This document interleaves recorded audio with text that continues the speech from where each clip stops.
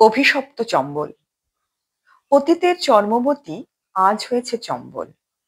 যুগ যুগ ধরে বয়ে চলেছে তার নিজস্ব গতিতে, উত্তর থেকে দক্ষিণে নয়, দক্ষিণ থেকে উত্তরে। মধ্যপ্রদেশের পশ্চিমে মাও, সেখান থেকে উঠেছে চম্বল। তারপর ৩০০ মাইল ধরে ছুটেছে আলগা আলগা ভাবে উত্তরপ্রদেশ আর রাজস্থানকে ছুঁয়ে। যাত্রা শেষ হয়েছে উত্তরপ্রদেশের ইটাওয়ার একটু দূরেই, মিশে গিয়েছে নীল যমুনার জলে। সর্বনাশা চম্বল। তৃষ্ণা তার এখনো মেটেনি। আগে নাকি জল ছিল লাল, অনেক যুদ্ধ হয়েছে এর তীরে। রক্তের ধারায় লাল হয়েছে চম্বলের নীল জল। শানিত তলোয়ারের আঘাতে অনেক ছিন্ন শির জলে ছিটকে পড়েছে, জল হয়েছে আরো লাল। তবু শান্ত হয়নি চম্বল, চাই রক্ত, আরো রক্ত।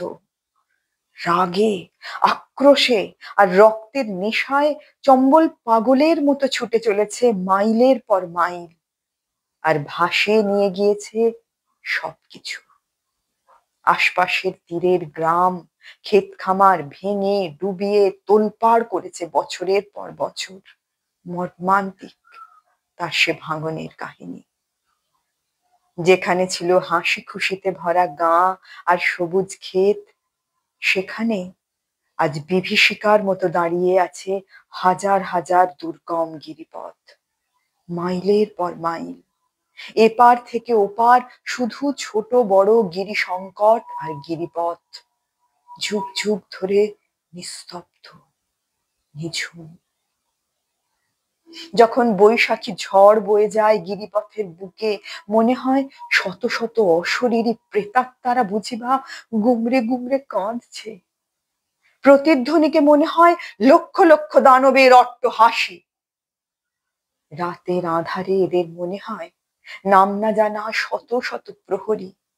অদৃশ্য হাতছানি দিয়ে এরা ডাকে চম্বলকে, আয়, এগিয়ে আয়, ভাঙ, ভাঙ, ভাঙ, আরো ভাঙ। অভিশপ্ত চম্বল সে ডাক শুনতে পায়, এগিয়ে যায় ভাঙনের গান গেয়ে। ভিন্ড, মোরেনা, শিবপুরি, গোয়ালিয়র আর দাতিয়া, মধ্যপ্রদেশের এই ৫ জেলার মধ্যে দিয়ে বয়ে চলেছে অভিশপ্ত চম্বল। তার সঙ্গে সঙ্গে চলেছে কালিসিন্দ আর কুঁয়ারি।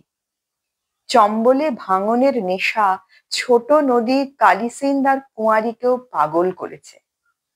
অনেক দূর চম্বল আর কুঁয়ারি চলেছে পাশাপাশি। হঠাৎ এক মোড়ের বাঁকে হয়েছে এরা আলাদা। লোকে বলে চম্বল ছিল কুঁয়ারির প্রেমে আকুল। একদিন কুঁয়ারির হলো অভিমান। মান ভাঙাতে অনেক দূর পর্যন্ত ছুটে চলল চম্বল, কিন্তু কুঁয়ারি কথাটি কইল না। মোড়ের বাঁকে দুজনে ধরল আলাদা আলাদা পথ। চম্বল হলো সর্বনাশা অভিশপ্ত চম্বল, আর কুঁয়ারি ধীর শান্ত গতিতে চলে গিয়ে কোথায় হারিয়ে গেল। সেই থেকেই নাম হলো কুঁয়ারি। কুমারী, কোনোদিন সে বিয়ে করেনি। আর কালিসিন্দ যে কবে কোথায় কোন ভিড়ে মিশে গেল কেউ জানতেও পারল না। রয়ে গেল শুধু অভিশপ্ত চম্বল, আর রয়ে গেল চম্বলের অভিশাপ। ৮০০ বছরের পুরনো মধ্যপ্রদেশের ডাকাতি সমস্যা।